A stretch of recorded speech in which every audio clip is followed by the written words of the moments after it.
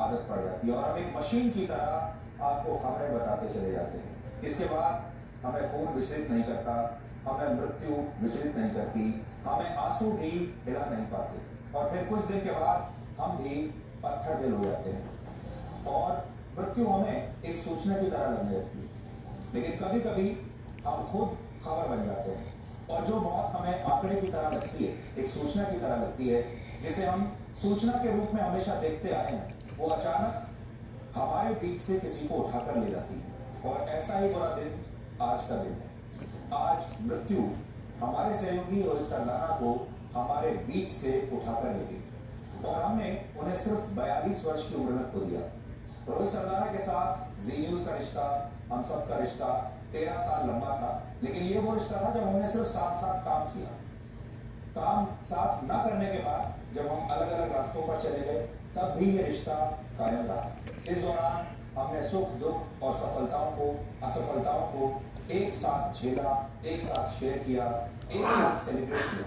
इसलिए आज हम सबसे पहले रोहित सरदाना की बात करेंगे। रोहित सरदाना का अचानक ऐसे चले जाने का मतलब क्या है? इसके बाद हम आपको वैक्सीन की वेटिंग लिस्ट के बारे में बताएंगे और आपको ये बताएंगे कि आपको इस वैक्सीन के लिए कितना लंबा इंतजार और करना होगा। और बात सिर्फ वैक्सीन की नहीं है, बात ऑक्सीजन की है, बात देश के अस्पतालों की भी है और बात स्वास्थ्य के इंफ्रास्ट्रक्चर की भी है। मौत का समय तो निश्चित होता है, इसे कोई टाल नहीं सकता, लेकिन वो दिन हमारे जीवन में कब आएगा जब बिना इलाज के किसी की मृत्यु नहीं होगी, किसी की सांसें सिर्फ इसलिए नहीं रुकेंगी क्योंकि उसे ऑक्सीजन नहीं मिली, उसे बेड नहीं मिला, उसे दवाइयां नहीं मिली। इसलिए आज हम इन सवालों का भी आपके लिए एक विश्लेषण करेंगे और आखिर में हम आपको सुप्रीम कोर्ट के महत्वपूर्ण फैसले की कुछ बड़ी बातें बताएंगे। पहला फैसला यह है कि अब सोशल मीडिया पर ऑक्सीजन और दवाइयों की कमी और दूसरी सूचनाएं लिखने पर पुलिस किसी के भी खिलाफ कार्रवाई नहीं कर पाएगी। और दूसरा फैसला ये कि देश के मंदिर, मस्जिद, गुरुद्वारों और गिरजाघरों में, चर्चेज में कोरोना मरीजों का इलाज अब किया जाएगा, यानी अब भगवान के घर में भी अस्पताल बनाए जाएंगे। इन फैसलों के क्या मायने हैं, आज हम इसके बारे में भी आपको बताएंगे। लेकिन सबसे पहले आज की तमाम बड़ी खबरें नॉन स्टॉप न्यूज में। मशहूर एंकर और वरिष्ठ पत्रकार रोहित सरदाना अब हमारे बीच नहीं है। वो कोरोना वायरस से संक्रमित थे। नोएडा के एक प्राइवेट अस्पताल में हृदय गति रुक जाने से उनका निधन हो गया। उनके परिवार में पत्नी और 2 बेटियां हैं। वो 13 वर्ष तक जी न्यूज परिवार के सदस्य थे। रोहित सरदाना के निधन पर राष्ट्रपति, प्रधानमंत्री, गृह मंत्री और रक्षा मंत्री ने दुख जताया। रोहित सरदाना हमें बहुत जल्द छोड़कर चले गए। ऊर्जा से भरपूर, एक नेक दिल और भारत की तरक्की चाहने वाले इंसान थे। रोहित बहुत लोगों द्वारा याद किए जाएंगे। उनके असामयिक निधन से मीडिया जगत में एक खालीपन हो गया है। उनके परिवार, दोस्तों और प्रशंसकों के लिए संवेदना। राज्यसभा सांसद डॉक्टर सुभाष चंद्र ने रोहित सरदाना के निधन पर शोक व्यक्त किया। रोहित सरदाना की मौत की खबर से गहरे शोक में हूँ। उन्होंने हिसार के एक कार्यक्रम को सफल बनाने में कोई कमी नहीं छोड़ी थी। वो कमाल के शख्स थे। उनकी याद हमेशा आएगी। देश में कोरोना के हालात पर आज प्रधानमंत्री मोदी ने मंत्री परिषद के साथ अहम बैठक की। 3 घंटे तक चली इस बैठक में प्रधानमंत्री ने हालात की समीक्षा की। मंत्री परिषद ने कोरोना महामारी को once in a century crisis बताया और कहा कि कोरोना के खिलाफ भारत सरकार की लड़ाई केंद्र, राज्य और लोगों के सामूहिक प्रयास पर है। सरकार सभी स्थिति से निपटने के लिए एकजुटता के साथ तेजी से काम कर रही है। मंत्री परिषद ने भरोसा जताया कि देश इस आपदा से जल्द निकलेगा और इस महामारी को हराएगा। कोरोना की दूसरी लहर में प्रधानमंत्री की ये पहली बैठक थी। दिल्ली में कल 18 वर्ष से अधिक की उम्र के लोगों को वैक्सीन नहीं लगेगी। दिल्ली में सीएम अरविंद केजरीवाल ने वैक्सीन कंपनियों से अतिरिक्त खेप न मिलने की बात कही। कल आप सेंटरों पे लाइन में मत लगिएगा, कभी उसकी वजह से कानून व्यवस्था न गड़बड़ा जाए। दिल्ली की तरह ही मध्य प्रदेश ने भी वैक्सीन न मिलने की बात कहकर टीकाकरण अभियान से जुड़ने में असमर्थता जताई। वो हमें वैक्सीन के डोजेज दे नहीं पाएंगी और इसलिए 1 मई से वैक्सीनेशन का ये कार्यक्रम मध्य प्रदेश में प्रारंभ नहीं किया जा सकेगा। वैक्सीन का संकट मुंबई में भी है। वैक्सीन की कमी के कारण सभी वैक्सीनेशन सेंटर अगले 3 दिन बंद रहेंगे। हमें लगता है कोविड को लेके नियोजन का अभाव है उस पर चर्चा नहीं होती, पहल नहीं की जाती। कल से टीकाकरण का ऐलान कर दिया है, टीका है नहीं, लगेगा कहाँ से? इसी तरह पंजाब में भी कल से वैक्सीनेशन शुरू नहीं होगा, जबकि गुजरात में कल अहमदाबाद, सूरत, वडोदरा समेत 10 जिलों में वैक्सीनेशन शुरू होगा। एक फेज 3 के रूप में हमने कहा है कि जो स्टेट, जो प्राइवेट सेक्टर या प्राइवेट हॉस्पिटल्स और एडिशनल वैक्सीन लेके उसको स्टार्ट करके additional in addition to priority group, जो priority group already government of India free cover करेगी, अगर आप उसे कवर करते हैं तो दैट इज ऑल्सो अलाउड। तो इसी तरीके से यह प्रोग्राम भी धीरे धीरे स्टेबलाइज हो जाएगा। दिल्ली में कोरोना महामारी से बिगड़े हालात पर आम आदमी पार्टी में असंतोष है। मटिया महल से आम आदमी पार्टी के विधायक शोएब इकबाल ने दिल्ली में राष्ट्रपति शासन लगाने की मांग की है। मैं ये चाहूंगा कि दिल्ली हाईकोर्ट तुरंत प्रभाव से दिल्ली के अंदर राष्ट्रपति शासन लगाने का काम करे। ये मेरी गुजारिश है कि दिल्ली बहुत बुरे नहीं तो सड़कों पर लाशें बिक जाएंगी। तुरंत इस दिल्ली हाईकोर्ट इसका आदेश करे, दिल्ली में जो है राष्ट्रपति शासन लगाया जाए तुरंत प्रभाव से। आम आदमी पार्टी के विधायक शोएब इकबाल के अलावा बीजेपी से सांसद राकेश सिन्हा ने भी दिल्ली में राष्ट्रपति शासन लगाने की मांग की। केजरीवाल सरकार को नैतिक रूप से एक क्षण भी सरकार में रहने का अधिकार नहीं है। सरकार इस्तीफा दे या वहां पर राष्ट्रपति। देश में कोरोना के हालात, आज का जो डीएनए है वो बहुत खास है, वो बहुत अलग है। और अगर आज मेरी जुबान लड़खड़ा जाए तो माफ कर दीजिएगा, आज अगर मेरे आंसू निकल आए तो भी माफ कर दीजिएगा, क्योंकि एक न्यूज एंकर से हमेशा आप ये उम्मीद करते हैं कि वो बिना भावुक हुए आपके सामने लगातार बिना रुके खबरें पेश करता रहेगा। लेकिन आज कुछ ऐसा हुआ जिससे हमारा पूरा न्यूज रूम हिल गया, पूरा न्यूज रूम दहल गया और हमें विश्वास नहीं हुआ अपने कानों पर। 13 वर्षों तक इसी न्यूज रूम में हमारे साथी रहे वरिष्ठ पत्रकार रोहित सरदाना की आज अचानक मृत्यु हो गई और इस मृत्यु ने आज जी न्यूज के हमारे पूरे परिवार को झकझोर दिया है। रोहित सरदाना के जो करोड़ों दर्शक थे, जो उन्हें चाहने वाले थे, उन्हें भी बहुत सदमे में डाल दिया है। जी न्यूज की पूरी टीम और मेरा रोहित के साथ बहुत ही खास रिश्ता था।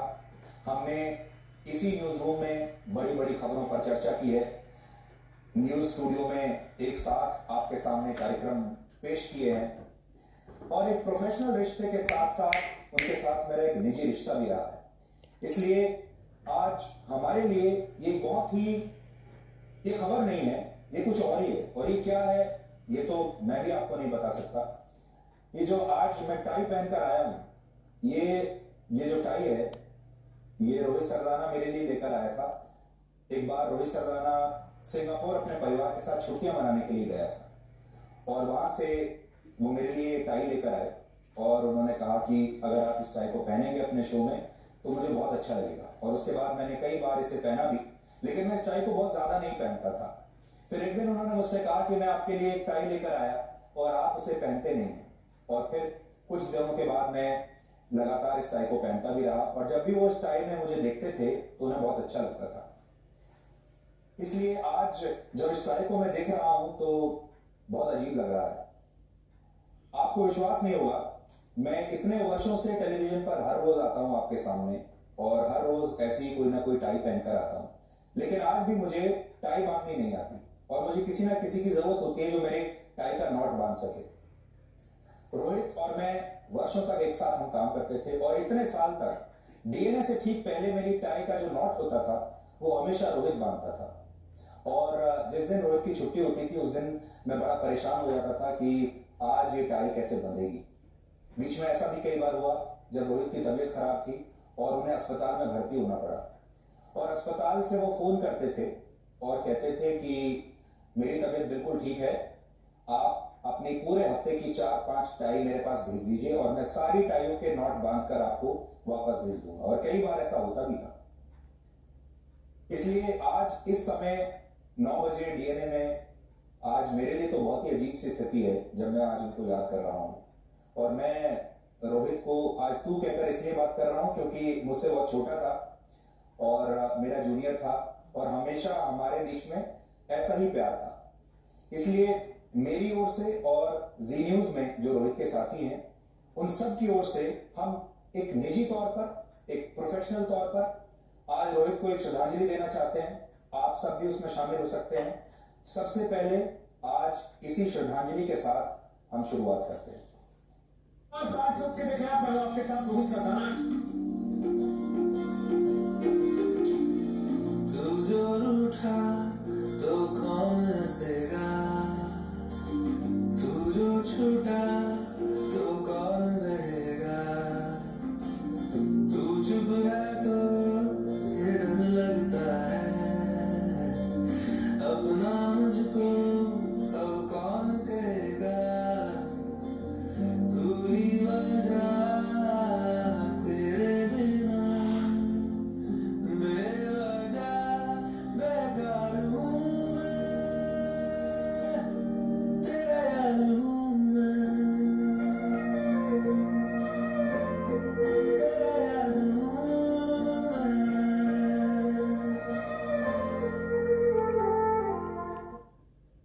जब बड़े लोगों को अपने से छोटों को श्रद्धांजलि देनी पड़े तो बड़ा दुखद होता है। और खबरों की दुनिया में हम आपको त्रासदी के बारे में हमेशा बताते हैं। हम मौत, भय, दुख और पीड़ा के बारे में आपके सामने तमाम तरह की खबरें पेश करते हैं। और बहुत सारे लोग तो मीडिया वालों को गिद्ध कहकर पुकारते हैं, क्योंकि हम खबरों में भी कुछ ना कुछ ढूंढ लेते हैं, उन्हें भी बेच देते हैं। क्योंकि हम मौत, खून और आंसू देखने के इतने आदी हो जाते हैं, और मौत की संख्या तो हमारे लिए सिर्फ सूचनाओं का एक टुकड़ा बनकर रह जाती है, पीस ऑफ इंफॉर्मेशन। ठीक वैसे ही जैसे डॉक्टर मृत्यु और खून ये सिर्फ काम का एक हिस्सा बन जाता है। जब वो किसी डेड बॉडी को देखते हैं तो ज्यादा विचलित नहीं होते। आम आदमी जब किसी डेड बॉडी को देखता है तो बड़ा विचलित होता है। लेकिन सोचिए तब क्या होता है जब हम खुद कहानी बन जाते हैं, या हम अपनी ही कहानी के एक पात्र की भूमिका में आ जाते हैं। आज बिल्कुल ऐसा ही लग रहा है जैसे इस खबर के पात्र हम ही हैं, इस खबर में हम ही हैं। आज मुझे और मेरी पूरी टीम को ऐसा ही महसूस हो रहा है। इसलिए आज मैं इस कहानी को एक पत्रकार के रूप में नहीं, बल्कि एक मित्र के रूप में, एक सहयोगी के रूप में आपको बताना चाहता हूं। और ये कहानी है रोहित सरदाना की, रोहित सरदाना और जी न्यूज की, रोहित सरदाना और जी न्यूज की टीम की। रोहित सरदाना से मैं पहली बार वर्ष 2012 में मिला था। रोहित के अंदर उस समय मैंने देखा वाद विवाद करने की और किसी के भी सामने तर्क रखने की बड़ी विलक्षण प्रतिभा थी। बहस बहुत अच्छी करते थे और ऐसा लगता था जैसे वो इसी के लिए बने। और उनकी इसी प्रतिभा को देखते हुए एक दिन मैंने रोहित से कहा कि रोहित, आपको एक डिबेट शो करना चाहिए, क्योंकि ऐसा लगता है कि आप एक डिबेट शो के लिए ही बने। और 10 नवंबर 2013 को जी न्यूज पर हमने खास तौर पर रोहित को ध्यान में रखते हुए एक नया डिबेट शो लॉन्च किया जिसका नाम था ताल ठोक के। और वो जो नाम हमने रखा बिल्कुल रोहित की शख्सियत और पर्सनैलिटी को देखते हुए उसका टाइटल रखा। और आगे चलकर रोहित सरदाना का ये सिग्नेचर शो बन गया। रोहित सरदाना को जो कामयाबी मिली, रोहित को आपने जो प्यार दिया, वो इस शो की वजह से दिया। और इस शो में इस देश ने एक नई तरह की पत्रकारिता देखी, एक नई तरह के तेवर देखे और एक राष्ट्रवादी रूप देखा जो उस समय मीडिया में देखने को नहीं मिलता था। नेताओं के मन की बात होती थी, हम करते हैं आपके मन की बात, वो भी तारीखों। नमस्कार, तारीखों के लिए मैं हूं आपके साथ रोहित सरदाना। शाम के 5 बज चुके हैं और वक्त है बिल्कुल बड़ी खबर। देश के पैसे पर पढ़ने के नाम पर वहां राजनीतिक दुकानदारी चलाने की देश सवाल करेगा। आप वाले नाम आपने लिखा इसमें, अपने मकबूल का नाम इसमें लिखने दिया। रोहित सरदाना का नाम क्या है? आप झूठ बोल रहे हैं, देश को बरगला रहे हैं।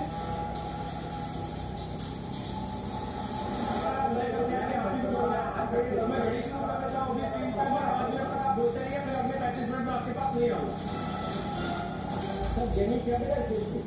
ये पाकिस्तान जिंदाबाद क्या दे रहा है जेन्युइन इस देश को? कश्मीर लेने लड़कर क्या दे रहा है जेन्युइन इस देश को? आप सब लोग एक घर छोड़ोगे तो हर घर से नीचेगा। क्या ममता बनर्जी सिर्फ मुसलमानों की मुख्यमंत्री? क्या ममता बनर्जी मुस्लिम वोटों की खातिर लगातार हिंदू आस्था और भावनाओं पर चोट कर रही? और क्या ममता बनर्जी धार्मिक तुष्टिकरण की राजनीति करके जिन्ना के रास्ते पर चल? सर आगे आया करने के लिए से तो शुरुआत होगी, लड़के नारा लगा रहे हैं, ऑन कैमरा सब कुछ दिख रहा है। आप कह रहे हैं बीट कांस्टेबल को पकड़ना जाके।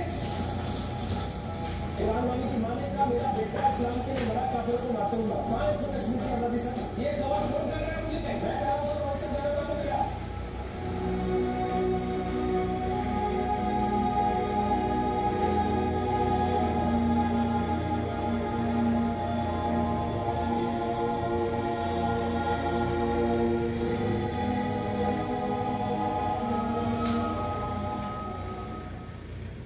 आजकल तो राष्ट्रवादी पत्रकार बनना एक फैशन हो गया है। राष्ट्रवादी पत्रकारिता करना एक व्यवसाय बन गया है। लोग टीआरपी के लिए ऐसा करते हैं। लेकिन 2013 में जब ये शो शुरू हुआ था और रोहित ने इस नई पत्रकारिता की शुरुआत की थी, तब ये काम आसान नहीं था, बहुत मुश्किल था। और इस दौरान ये जो जी का स्टूडियो है जहां मैं खड़ा हुआ हूँ, ये स्टूडियो रोहित सरदाना की आवाज से गूंजता रहता था और आप सबके घरों में भी रोहित सरदाना की आवाज गूंजती रहती थी। लेकिन अब ये आवाज हमेशा के लिए शांत हो गई। अब कभी आपको सुनाई नहीं देगी। हमने रोहित के साथ मिलकर न्यूज रूम में, जी के न्यूज रूम में एक कोर टीम बनाई थी जिसका हमने नाम रखा था जी न्यूज द नंबर 1 टीम। और ये टीम भारत में न्यूज इंडस्ट्री की नंबर 1 टीम बनी थी। और इसी टीम ने जी न्यूज को मिलकर देश का नंबर 1 न्यूज चैनल बनाया था। उस दौरान हमने एक व्हाट्सएप ग्रुप बनाया था जिसमें हम सारी खबरें शेयर किया करते थे, आइडिया शेयर किया करते थे। और उस व्हाट्सएप ग्रुप का नाम भी हमने यही रखा था, जी न्यूज नंबर 1 ग्रुप। और ये जो तस्वीर आप देख रहे हैं, ये तस्वीर उसी व्हाट्सएप ग्रुप की डीपी हुआ करती थी जो आपकी स्क्रीन पर है। और ये जो सदस्य आप देख रहे हैं, ये सब उस जी न्यूज नंबर 1 टीम के सदस्य थे। बाद में सबके रास्ते अलग अलग हो गए। ये टीम बाद में बिखर गई थी। लेकिन आज मैं ये कहूंगा कि अभी तक तो सिर्फ बिखरी थी, लेकिन आज ये टीम टूट गई। इस दौरान हम अपनी एडिटोरियल मीटिंग्स ऑफिस से बाहर अक्सर कॉफी शॉप्स में करते थे, क्योंकि हमें ऐसा लगता था, इस टीम को ऐसा लगता था कि जितना बाहर जाएंगे, जितना बाहर डिस्कशन करेंगे, नए नए आइडियाज आएंगे। और ऐसे कॉफी शॉप्स में जी न्यूज की ये नंबर 1 टीम प्लानिंग किया करती थी। हम नए नए आइडियाज सोचते थे और इस तरह कॉफी शॉप्स में जाते थे और वहां हमारी मीटिंग्स हुआ करती थी। तो तस्वीरें आज आपके साथ शेयर कर रहा हूं। और ये टीम एक परिवार की तरह बन गई थी। किसी भी न्यूज चैनल की टीम से बहुत अलग थी ये टीम। किसी भी न्यूज चैनल की टीम से बहुत मजबूत थी ये टीम। ये टीम बिखर तो पहले ही गई थी, लेकिन आज रोहित के जाने के बाद ऐसा लगता है ये टीम टूट गई है। अब इस टीम में 2 सदस्य ऐसे हैं जो अभी भी जी न्यूज में है, यानी एक मैं बचा हूं और एक मेरे दूसरे सहयोगी हैं शैलेश रंजन। इसमें जो आपको नजर आ रहे हैं सिद्धार्थ त्रिपाठी, जो एक जमाने में डीएनए के प्रोड्यूसर हुआ करते थे, वो अब अपने दूसरे रास्ते पर चले गए हैं।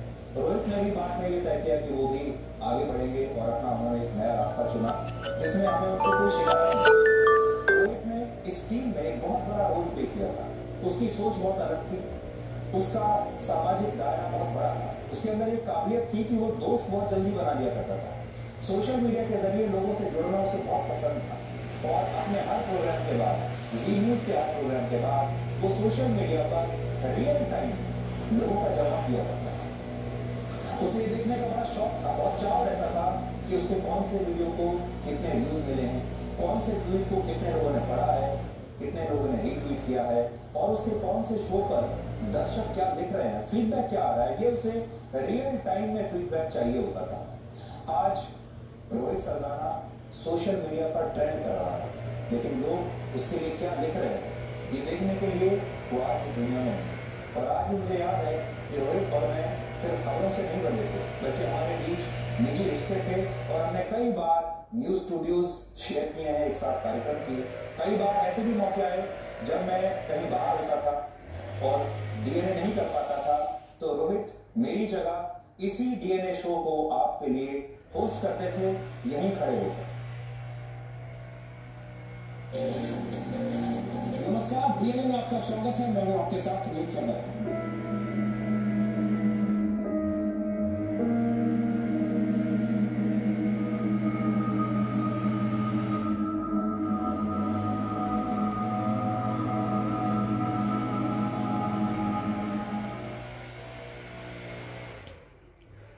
आप में से बहुत सारे लोग रोहित को पसंद करते थे, आप में से बहुत सारे लोग रोहित के फैंस थे।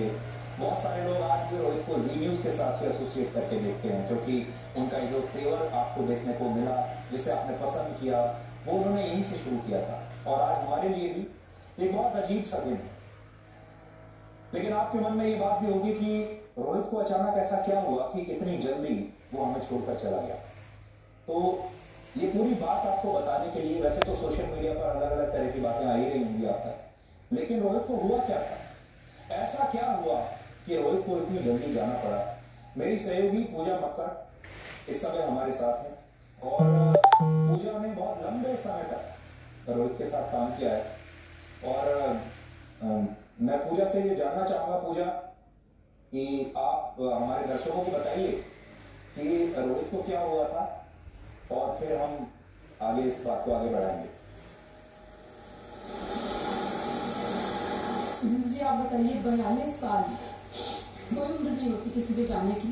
42 वर्ष, जब रोहित अपने करियर की पीक पर था, आपने जिक्र किया कि जी न्यूज की एक नंबर 1 टीम बनी थी। मुझे याद है जब जी न्यूज नंबर 1 हुआ था, उस टीम के कोशिश से, तो उस सेलिब्रेशन में रोहित खुशी के मारे रो पड़ा था। छोटा सा सेलिब्रेशन था न्यूज रूम में।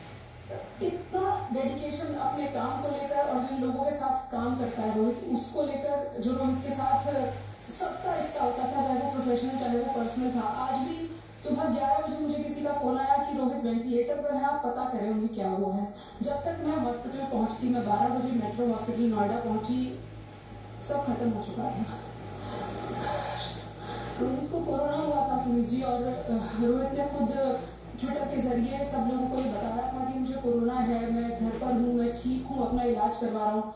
और वो लगातार अपडेट दे रहा था। 24 तारीख को रोहित का एक सीटी स्कैन किया गया, उसमें थोड़ा सा लंग्स में इन्फेक्शन आया। उसके बाद भी जो रोहित की खासियत थी, चाहे वो ऑन एयर हम देखते थे या ऑफ एयर, मेरा बहुत लंबा रिश्ता रहा है रोहित और रोहित के पूरे परिवार से, वो कभी हिम्मत नहीं हारता था। उसने 24 तारीख को जब अपना सीटी स्कैन देखा रोहित ने, और डॉक्टर्स ने कहा कि लंग्स में इन्फेक्शन है, तब भी रोहित ने कहा कि मैं ठीक हूँ, मुझे कोई सिम्टम्स नहीं है, मेरे ऑक्सीजन लेवल्स ठीक है, मुझे कहीं जाने की जरूरत नहीं है और कोई दिक्कत नहीं है।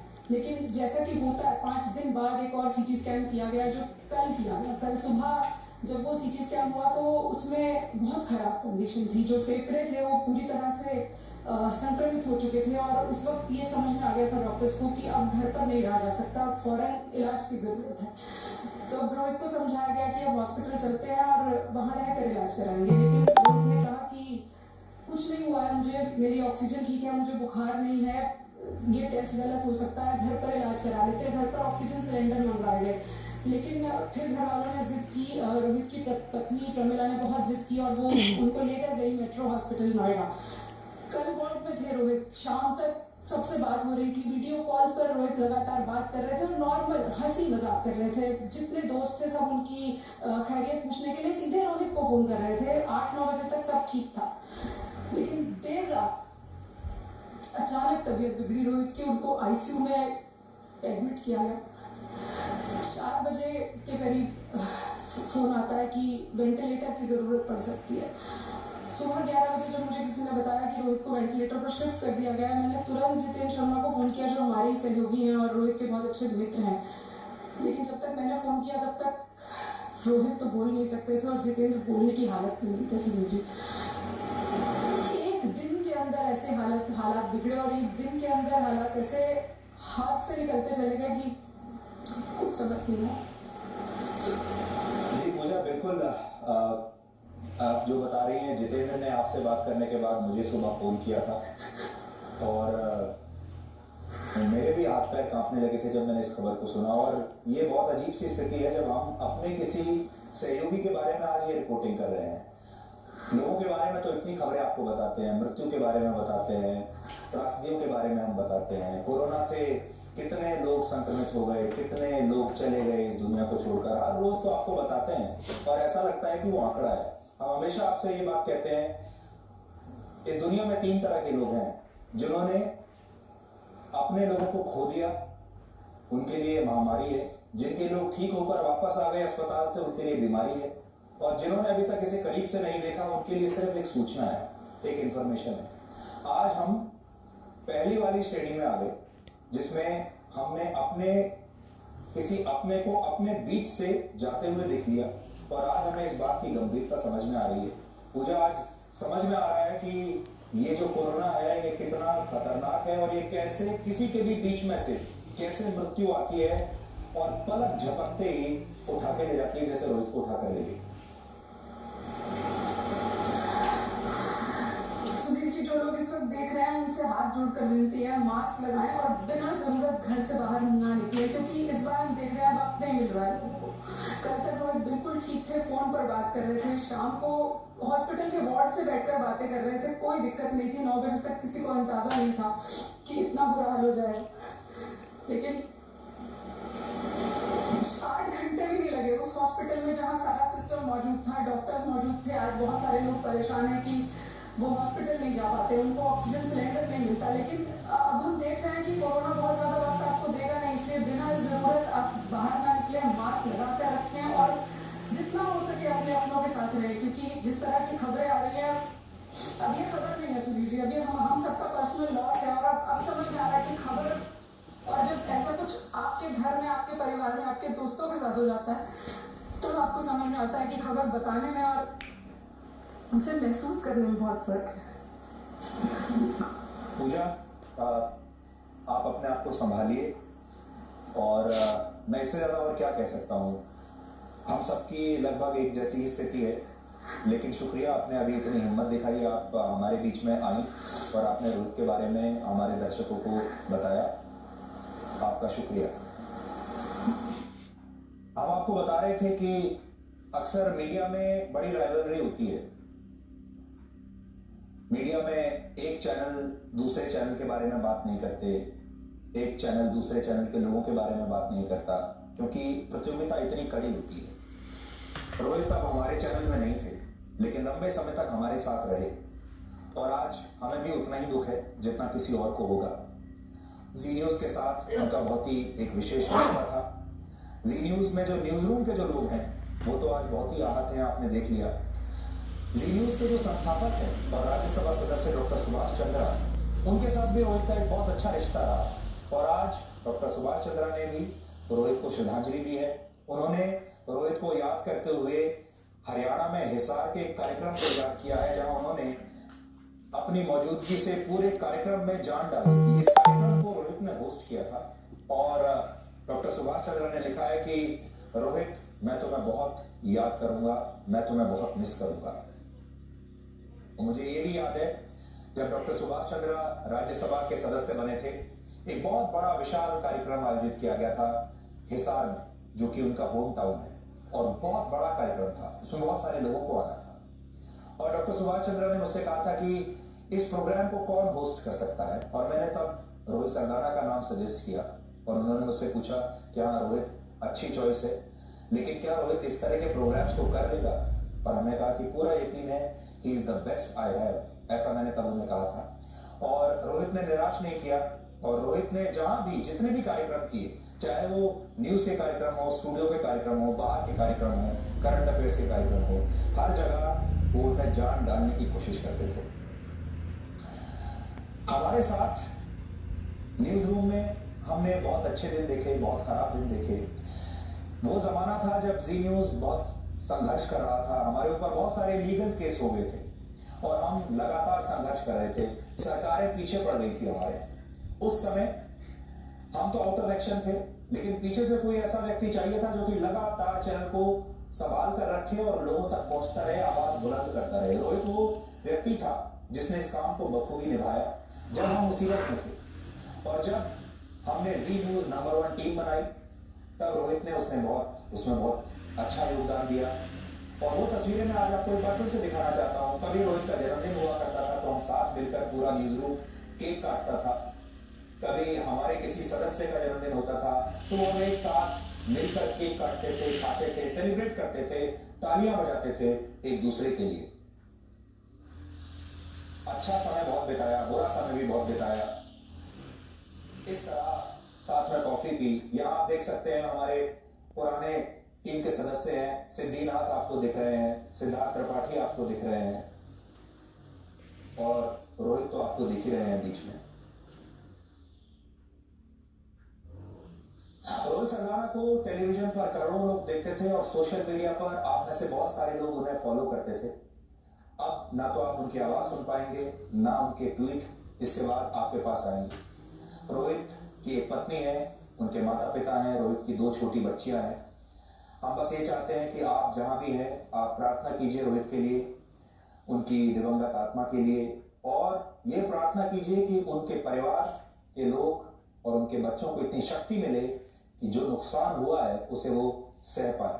इसलिए आज मैं आप सबकी तरफ से और जी न्यूज के परिवार की तरफ से रोहित सरदाना को ये आखिरी श्रद्धांजलि देता हूं। उनके दी हुई ये टाई पहनते हुए आज आप सबकी तरफ से उन्हें बहुत बहुत श्रद्धांजलि। नमस्कार, तार ठोक के देख रहे हैं आप, मैं आपके साथ रोहित सरदाना। तू जो रूठा तो कौन हंसेगा, तू जो छूटा तो कौन रहेगा, तू चुप रहा तो ये डर लगता है, अपना मुझको अब कौन कहेगा, तू ही वजह तेरे बिना बेवजह बेकार हूँ मैं, तेरा यार हूँ मैं,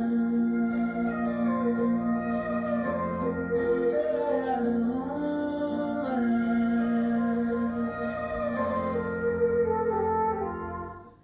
शुरुआत में मैंने आपसे कहा था कि अगर आज मेरी जुबान लड़खड़ा जाए तो आप माफ कर दीजिएगा, और मैंने ये भी कहा था कि अगर आंखों से आंसू निकल आए तो भी आप माफ कर दीजिएगा। कुछ शब्द हो सकता है ऊपर नीचे हो गए हों, लेकिन एक प्रोफेशनल एंकर की जो भूमिका होती है मैंने आज उसे बिल्कुल ठीक से निभाया है, वैसे ही जैसे रोहित निभाता था। और इस ब्रॉडकास्ट को हमने जो ब्रॉडकास्ट की न्यूज ब्रॉडकास्ट की जो सीमाएं होती हैं, जो दायरे होते हैं, उसके अंदर हमने रखा, और ना हमने जुबान को लड़खड़ाने दिया, ना आंसुओं को बहने दिया, जबकि ये हमारी ही कहानी है। इसके लिए मुझे ऐसा लगता है कि वाकई में एक एंकर के तौर पर मैं बहुत परिपक्व हो गया हूँ।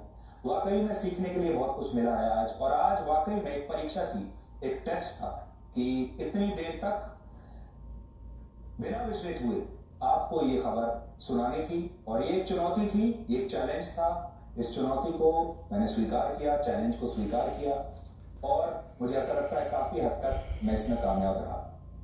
अब इस ब्रॉडकास्ट के बाद क्या होगा वो अलग बात है, इसलिए अब आगे बढ़ते हैं। आपको याद होगा पिछले दिनों हमने आपको मृत्यु और मोक्ष की वेटिंग लिस्ट के बारे में बताया था, लेकिन आज हम आपको वैक्सीन की वेटिंग लिस्ट के बारे में बताएंगे, और ये भी एक कतार की तरह है जिसमें